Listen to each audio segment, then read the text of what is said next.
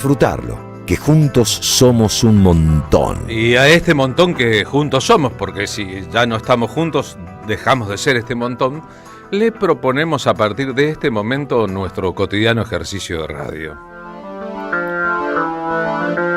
Ustedes saben que de lunes a viernes, de 14 a 16, de enero a diciembre, aquí en la M530, Somos Radio, la radio de Madres de Plaza de Mayo, pretendemos establecer con ustedes un pacto de imaginaciones. Seguimos al respecto una idea de Ebe Bonafini, de cuyo nacimiento se cumplen este jueves 97 años, que sostenía que, elaborando los conceptos, terminamos por darnos cuenta de que al fin y al cabo la radio nos funciona en los teatros de la mente. En el teatro de la mente, en los teatros de la mente, en los recovecos de la memoria, en la buhardilla de la memoria, como quiera que fuese. La idea supone que luego de ingresar por nuestros oídos el sonido de la radio, en el cerebro el sonido va convirtiéndose en otras cosas. Ahora que tenemos streaming y una parte, no todo, pero una parte de la radio puede verse, ocurre exactamente lo mismo. Lo que no vemos lo imaginamos.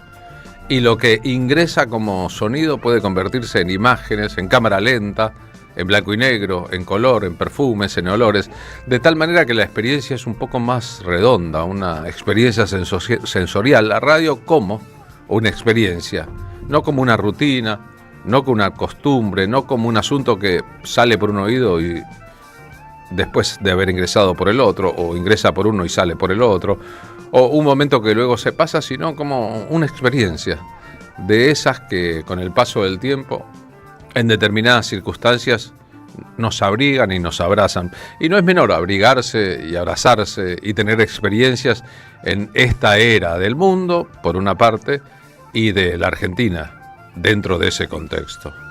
Abrazarnos, estar juntos, ser nosotros mismos, cultivar la imaginación, querernos, tender lazos y redes.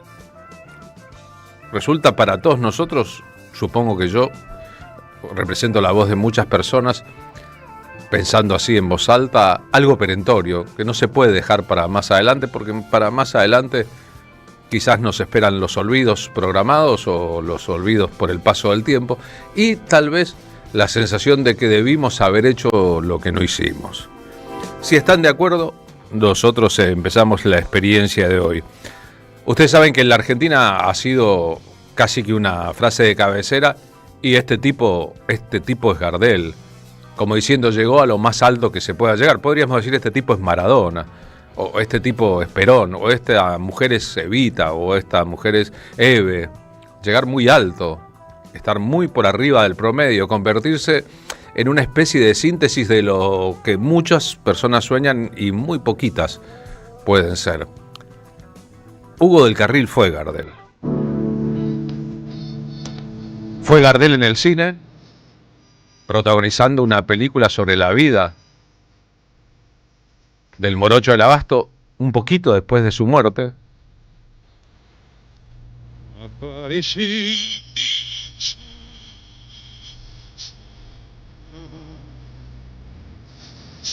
Simplemente porque era un cantorazo. Porque como Gardel era dueño de toda la pinta del mundo, y como él representaba una cruza atípica. Saben que Gardel era francés, llegó de chico a la Argentina, se educó en el Abasto, anduvo en el ambiente de los malevos y la noche profunda del tango, y finalmente hizo un recorrido internacional, porque millones y millones de oyentes y muchos empresarios se dieron cuenta de que había ahí una mina de oro. Hugo del Carril era fruto de una relación entre un padre y una madre, con un pie muy importante en Italia. Pero el padre y la madre decidieron a los 2 años de aquel niño que les era incómodo y lo dieron a criar a una familia política que se lo llevó a Francia. El futuro Hugo del Carril, no se llamaba todavía Hugo del Carril, creció hablando un poco en italiano y un poco en francés. Volvió de adolescente para cursar el colegio secundario, no le fue muy bien a la ciudad de Buenos Aires. Estamos evocándolo porque nació el 30 de noviembre, ayer fue 30 de noviembre de 1912.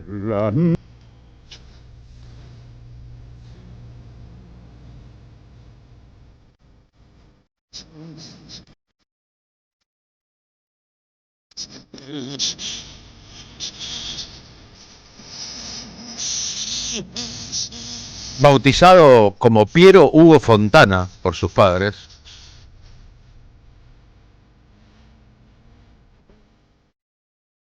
trabajando de taquígrafo para ganarse la vida, de a poquito Hugo del Carril fue entrando en el mundo de la música.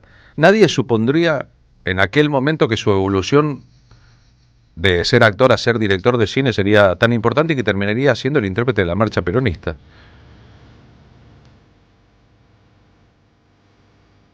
Y a él, que venía de círculos anarquistas y de izquierdas antes de que existiera el peronismo, eso le costaría un Perú la proscripción después de 1955, pese a lo grande que era. En esta entrevista, realizada por un locutor y periodista uruguayo, Alfredo Carlos Dillero, Hugo del Carril habla sobre Carlos Gardel. Don Hugo del Carril, ¿usted llegó a conocer a Carlos Gardel? Sí, pero de una forma muy curiosa. ¿Cómo fue, Hugo? Yo tenía por aquel entonces 9 años. Ya Gardel me apasionaba, por supuesto. Cantó él en una pequeña sala. En aquel entonces era muy común proyectar la película como fin de fiesta al mundo.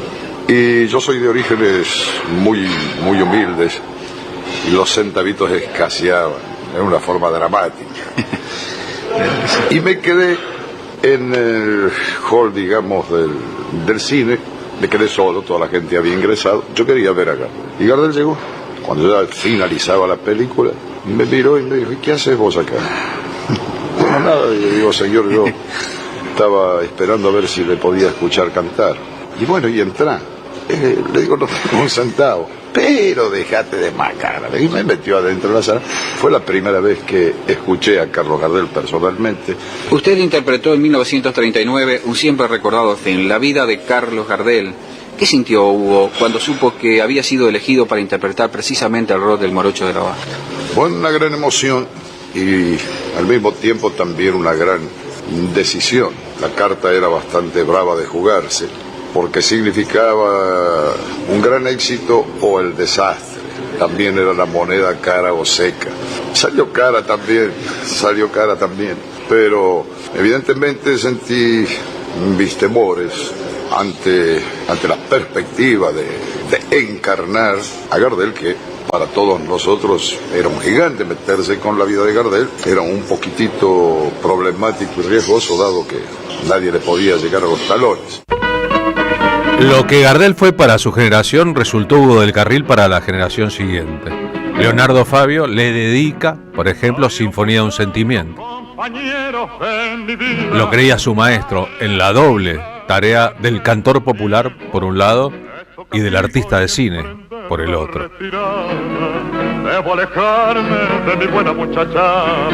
Le cupo también el destino de la tristeza final. Después de los años de persecución, del exilio, de la falta de trabajo, un periodo largo iniciado en 1955, en los años 80, operando ya otros sectores, otros factores en la vida de Hugo del Carril, su viudez, el paso del tiempo, el desagradecimiento también. Era como un fantasma que andaba por las calles de una ciudad que casi lo desconocía. Cuando murió, el homenaje fue muy grande. Un poco antes de eso, tras un episodio de salud que hizo temer por su partida de este mundo, el escritor Osvaldo Soriano lo homenajeó en una nota en que hablaba de su dignidad invicta. Escribió Soriano: tiene la sonrisa helada y una voz bellísima, pero sin alegría. Sus películas fundadoras son melodramas tristes y perfectos, una calecita que rueda inmutable y fantasmal como la vida, un mensú que se revela y funda una epopeya de la dignidad. Hugo del Carril no es, como el intocable Gardel, un alma simple que resume los sueños de un pueblo engreído. A él le tocó una época compleja de esplendores y de sombras, y la enfrentó con furia militante. Ha envejecido con una dignidad que parece de otros tiempos. Por eso lleva la transparencia del dolor y algo de desconfianza en la mirada. Cuando cayó el peronismo, los años de cárcel y de odio le fueron oscureciendo la vida. Su eclipse discreto, callado, como si supiera que algún día alguien se miraría en él, en su vida intachable, como en un espejo desolado y acusador. El verano último estuvo muy enfermo, pero se recuperó con la misma callada entereza que había mostrado cuando estuvo preso o prohibido. Ahora está ciego y ha enmudecido su canción de gesta. No quiere premios ni reconocimientos, pero aceptará el homenaje que sus amigos le hacen hoy por fin en el Luna Park. Se dice que día a día este hombre escribe sus alegrías y sus largas desventuras en un cuaderno de memorias que debería publicar alguna vez para evocar el sueño que le despertaron aquel general del caballo pinto y esa mujer de exultante destino. Es posible que allí haya notado las jornadas de humillación que siguieron a las lluvias de septiembre del 55 y la cárcel, el desprecio, la prohibición y el rechazo. ¿A quién le importa hoy que haya fundado otro cine argentino, ese en el que se nutren Leonardo Fabio, Pino Solanas, Eduardo Miñone y Miguel Pereira? ¿Quién recuerda que resistió ante el propio Perón la caza de brujas desatada por un régimen que se quería nacional y popular? En 1973, una reivindicación cuando retornaba un gobierno peronista después de los años y años de proscripción, tanto él como su compañero en el cine, Mario Soffici, son nombrados director y subdirector del Instituto Nacional de Cine y Artes Audiovisuales. Este es el audio del noticiero Sucesos Argentinos. Los que vean el streaming verán las imágenes de aquel momento.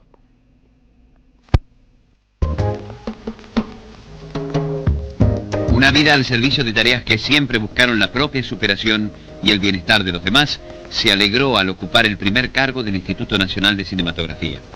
Efectivamente, Hugo del Carril, puesto en funciones por Rodríguez Pendaz, subsecretario de prensa, tomó las riendas del ente que rige a nuestro cine. Sucesos Argentinos, cooperativa de trabajo y noticiero pionero en la historia de nuestra prensa filmada, no faltó a esta cita, en la que se abrió una inmensa esperanza junto con los caminos de la reconstrucción nacional en todos los órdenes. Mario Soffici, subdirector del instituto, como Hugo del Carril, participa también de esa esperanza que sin demora exige la fe y el apoyo de todos los argentinos.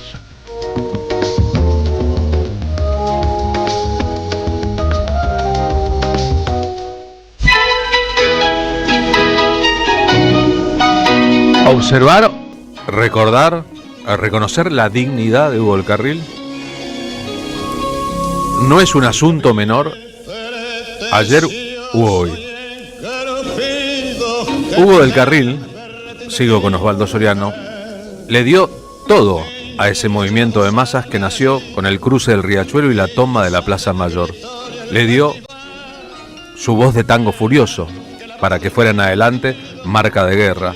Le prestó su talento a los textos marxistas de Alfredo Varela y Juan José Manauta para que el cine, Las aguas bajan turbias, Las tierras blancas, Surcos de sangre, La calecita, dijera por primera vez que a esta sociedad injusta había que cambiarla. Eso y su carácter levantisco le costaron muy caro. Maldito dentro del justicialismo, odiado por los adversarios, casi ignorado por los intelectuales, le quedaron su soledad testaruda, el cariño de la gente simple que lo escuchaba por la radio, de vez en cuando por televisión, galán lejano, actor sutil, en los melodramas de barrio, grises y amores imposibles.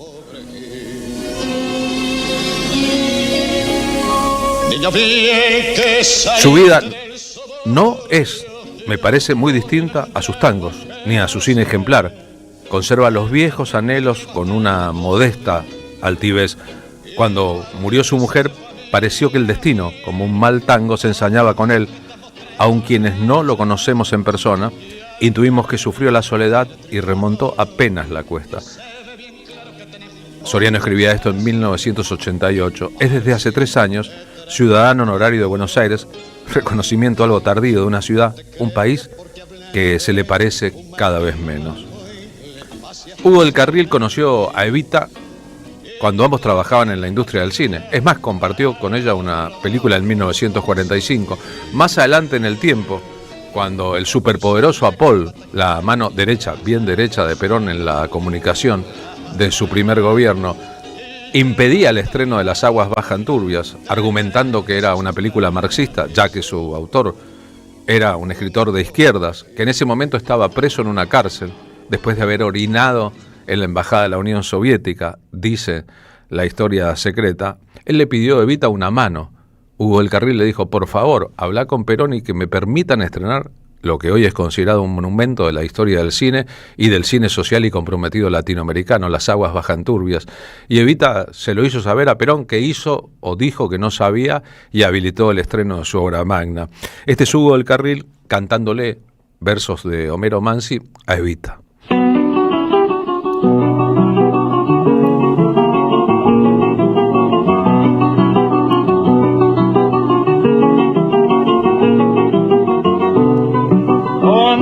De pagador entró a su casa, señora. Entró a su casa, señora, con la guitarra canora templada por mi fervor. Cada clavija una flor y cada cuerda cantora una pulsación sonora que restalla con amor para vibrar en su honor, mi dignísima señora.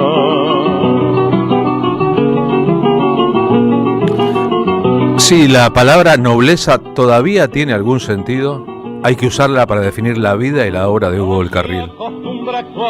Sin moralina, porque no es hombre de dar consejos ni mostrar ejemplos. Cuando hubo que salir a decirle que no a Perón, él salió. Cuando la dignidad estuvo presa, Hugo del Carril estuvo preso. Y encima está orgulloso de eso. En la cárcel de la Libertadora se acercaba a los barrotes que daban a la calle y a todo pulmón cantaba la marcha peronista, para que todo el mundo supiera que allí estaba viva la resistencia de los cabecitas negras. Y entonces la gente pasaba en silencio por la vereda y confiaba en que un día, tarde o temprano, llegaría a ese oscuro día de justicia. No lo pudieron doblegar. No pudieron cambiar el alma de Bandoneón estrujado. Y él nunca renegó de lo suyo, que quizás es una ilusión. Y eso, en estos tiempos, es una lección de humanidad. Y borrar mi inexperiencia, cegado por la impaciencia, cometí la incorrección. En la época en que Soriano escribía, a fines de los 80, Hugo del Carril vivía en un departamento en el centro de la ciudad de Buenos Aires. Tuvo oportunidad de ir a visitarlo con gente que se alternaba para hacerlo, porque estaba con tan poca visión, prácticamente ciego, tan triste por la muerte de su esposa, y sin embargo tan digno y tan en su lugar, que daban ganas de ir a tomar un café o un té con él y preguntarle, y que él hablara y se desahogara. Si se quiere, era como el descanso previo al descanso definitivo de un guerrero o de un Quijote, pero básicamente de un ejemplo. Todos los nombrados, Pino Solanas, Leonardo Fabio, Eduardo Miñona, entre otros, hicieron luego un cine claramente inspirado en los aportes de artista del cine de Hugo del Carril. Para muchos historiadores del cine argentino, el mayor director de todos los tiempos. Para muchos peronistas, el símbolo del peronismo y el arte, el intérprete de la marcha. Pero para muchos odiadores, un enemigo por su tarea quijotesca, que incluyó también pelear dentro del peronismo para que los sectores de la derecha del peronismo no fueran los predominantes.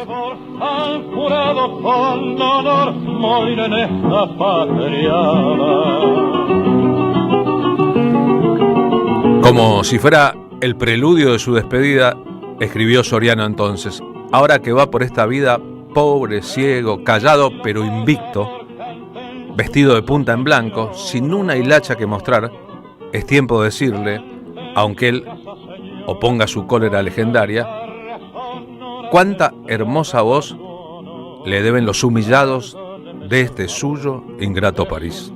acogedora, mi pobre musa cantora, él no supo cantar mejor al restallar con amor en esta casa, señora. Para siempre se quedará payando por Evita, para siempre será la marcha peronista la voz de Hugo del Carril, y Hugo del Carril la marcha peronista. Lo pensamos ahora cantando nostalgias. A este hombre que vivió décadas y décadas con nostalgias de los tiempos mejores. Y que entre todos los que alguna vez quisieron ser Gardel, fue el único que llegó a ser Gardel. Quiero emborrachar mi corazón para pagar un loco amor, que más que amor es un sufrir.